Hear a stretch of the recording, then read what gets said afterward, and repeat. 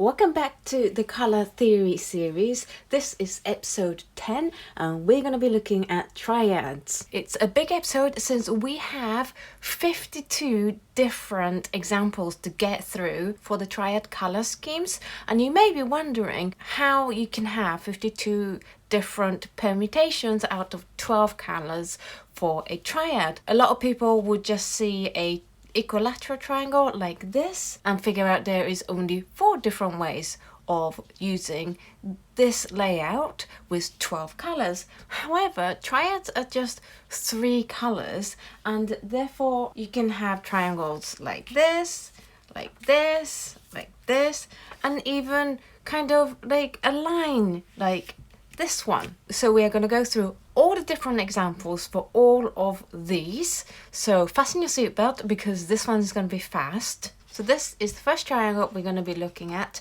and this is the equilateral triangle, and it's a really nice one. You start off with something like this where you get to hit the 3 primary colors, the yellow, magenta and cyan, and it looks like this. For the examples, I painted 3 colors for each examples. For the first few of them, I did go ahead and mix up the colors in between so that you can see that some triads are gonna make kind of more of a muddy, unexpected colors that you might not want, so you do have to be careful. In the late examples, I've not mixed them as much, just so that you can appreciate the color scheme with just the 3 colors. So this is the first one where you get to use the A, E and the C bracket well. Then we move on to this, which is this, where you get to use the B, F and D bracket. Then we have this where you get to use the C, A bracket and E bracket like this.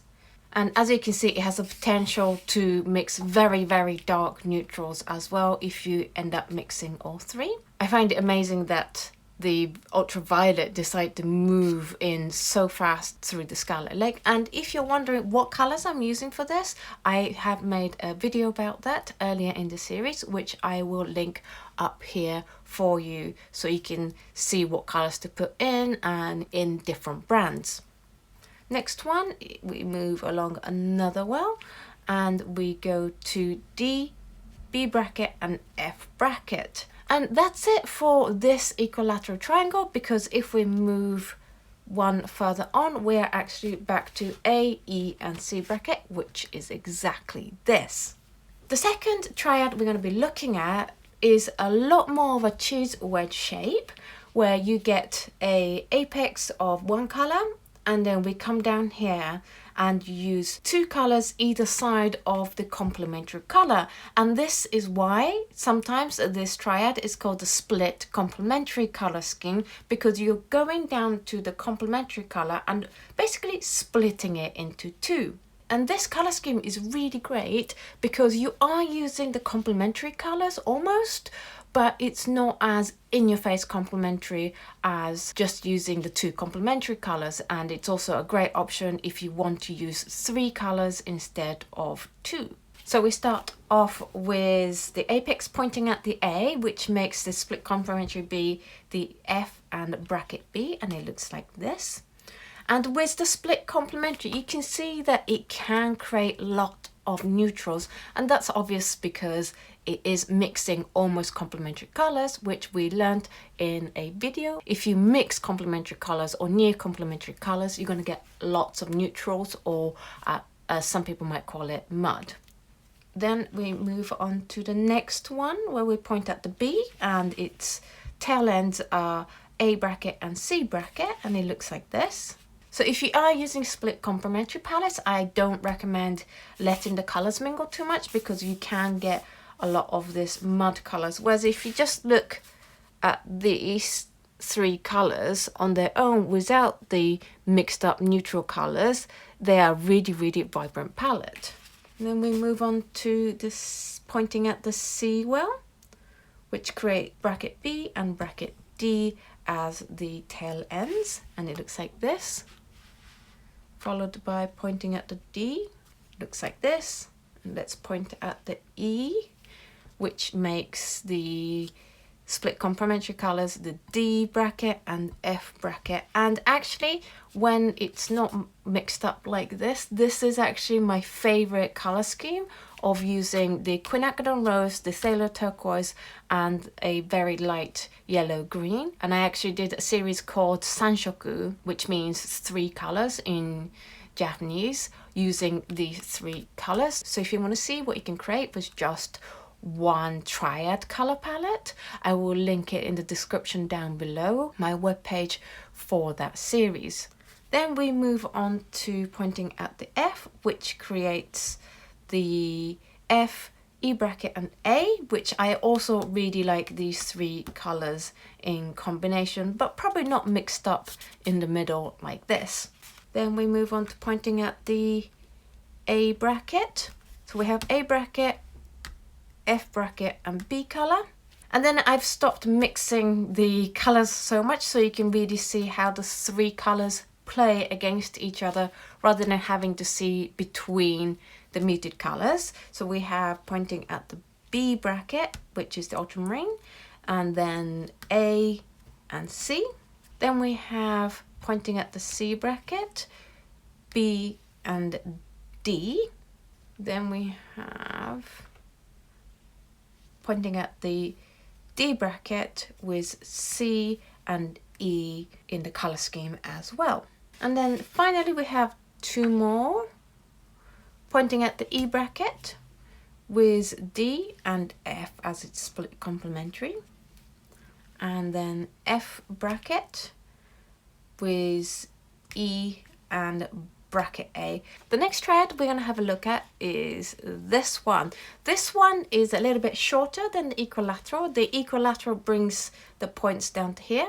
We go up 1, and what this does is create a triad that has 2 complementary colors as well as a additional color in the middle. And similar to the split complementary palette, if you do want to avoid creating neutrals on paper, then you want to avoid letting at least these 2 colors mix, because you will then get neutralized color.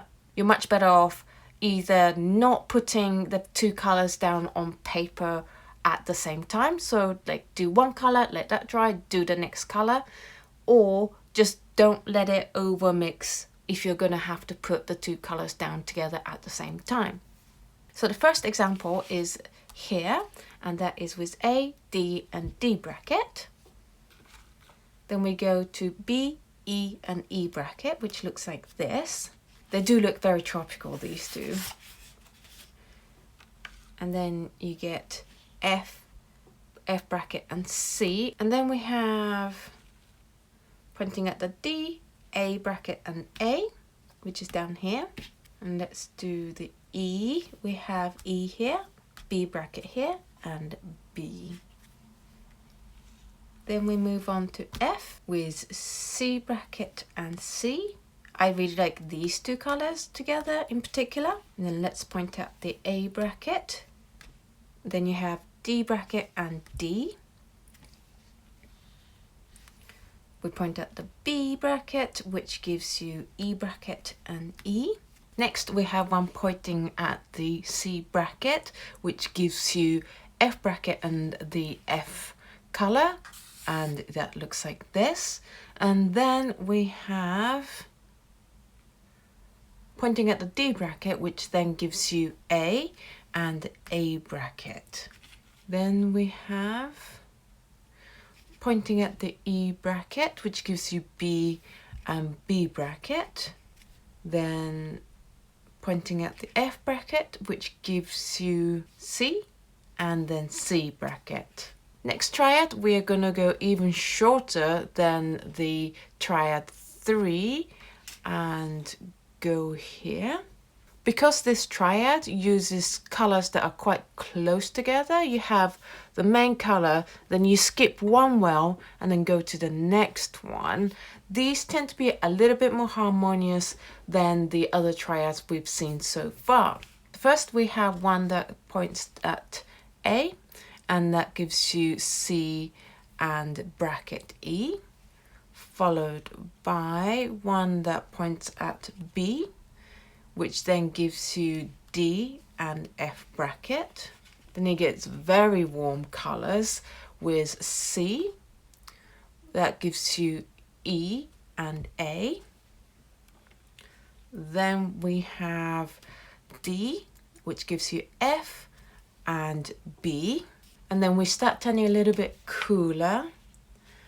We have E, which gives you bracket F and C.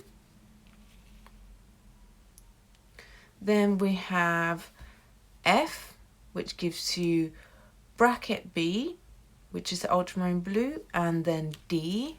We here have bracket A, which gives you bracket C and E as the other two colors, followed by bracket B, which gives you D and F.